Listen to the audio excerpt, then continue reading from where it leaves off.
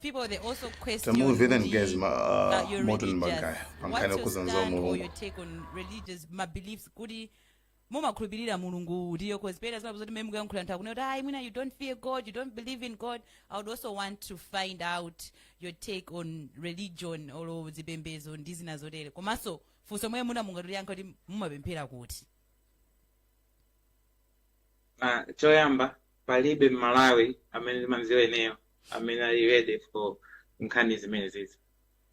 Lero ikhale koyambirira tiyeni nazoni. Kwa Malawi aliyense amene ali mkhristu ndikuti samaopa mulungu wa Chisilamu amene amanena kuti muzipemphera ka 5 muzipanga zakati chani, koma alipo amene amanena kuti akhristu inuyo chifukwa chani simpemphera mulungu wa Chisilamu. Chimodzimodzi Asilamu akamaona mulungu wa Chikhristu amanena kuti mubatizidwe chani, samapanga nawo. Kodi alipo munthu amene amabwera kuti akhristu inuyo chifukwa chani simpemphera mulungu wa Chisilamu ndikuti ambona kuli marasi kuli ndani. Kodi akati kuopa mulungu mukuopa mulungu wake utiyo ndi ife zonsezo ndi ife ineyo sinimajoyina debate imene chifukwa chikuwa ukangonena kuti ineyo ndine atheist kama kupaka zambirimbiri satanic osadziwa zoti satanayo ali muchikhristu ndi ku Chisilamu koma nde ineyo am what you would call agnostic. Agnostic ndi munthu amene akudikira umboni kuti mukazandionesa umboni ndizalowa kumene muliko ndeti pase ni umboni koma so far petu kukhala moyo umene tinawo panopa sitikugona kumaopa kuti tikapya, sitikugona kumaopa kuti akutiona zimene tikupanga kaya wanyamuka foni kuonera kenakake basi wina akulemba machimo maopa zimene zozo zimukhala moyo wabwinobwino. Komanso musaiwale kuti padziko panopa amene kuli anthu mabiliyoni ku China, ku India, ku Japan. Anthuwo olo mulungu pang'ono alibe, koma anthuwo ngati ku Japan ikwe ndi dziko limene safe kwambiri kuposa mayiko onse pa dziko lapansi. Komanso kwa China, Norway, kwa China, Finland, lero kukhala munthu wa mulungu sizithandauza kuti ndiwe munthu wabwino. Komanso muziwe zokuti zaka 200 zapitazi ifeyo kunalibe milungu iyi kunoko ndeti nali ndani ifeyo. Kodi kalekaleko anthu onse Amalawi amene anali azungu asanabwere, Asilamu, Maswahili asanabwere, ndekuti ali kugahena panopa. Ndiye ineza mulungu zitimasiyapo ndipo sindimapanga engage ndipo choti ndawerenga koopsa ndewinake kuti wanguwerenga ka books kamodzi ka Bible loko ndikumabwera kumazaona kuti angandiuza lero after all ine nali kunzuni amwene naiwala kunene napita kunzuni ndimakapanga theology kumene koko. First assignment imene anatipasa Professor Mphande anatipasa kuti tipange summarize Genesis yourself. Litawerenga Bible ija kumaliza nde khamizi timango zitaya. Mungakapanga study theology. Mumapanga study theology mafuna mukhale abusa kapena just for the sake of knowledge. No.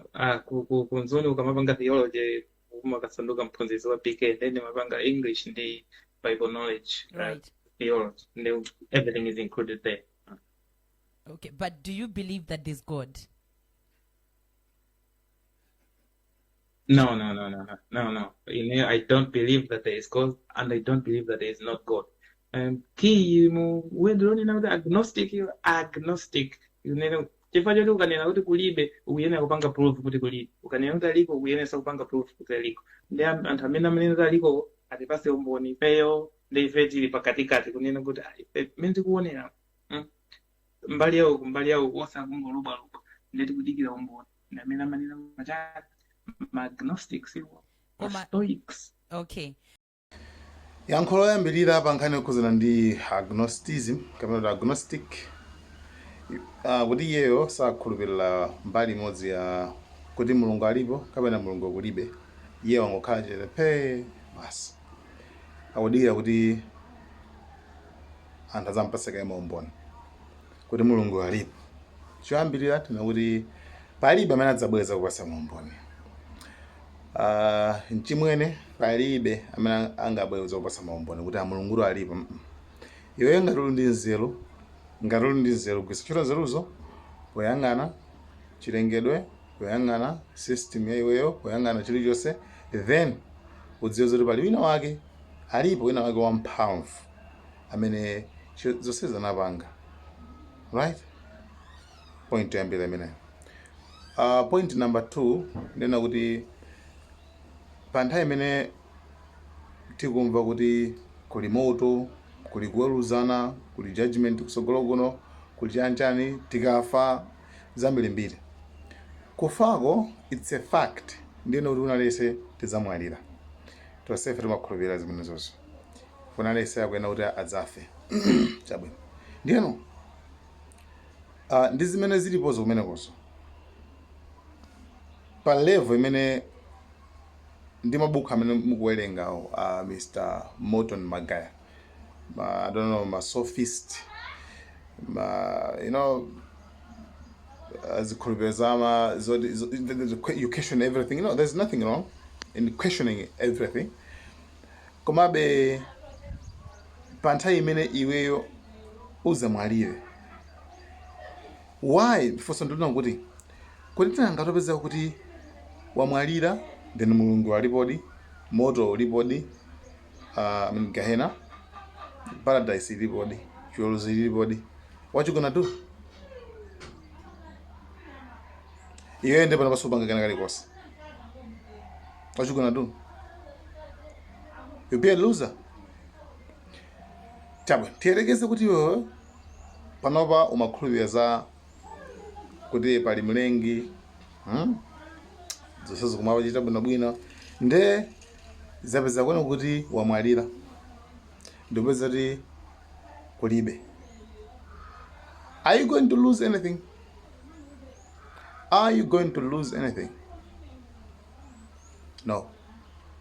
You're not going to lose anything. Ndiyeno panopa sinthawi yongokhala. Panopa ndi nthawi yomatakataka, kumasakasaka.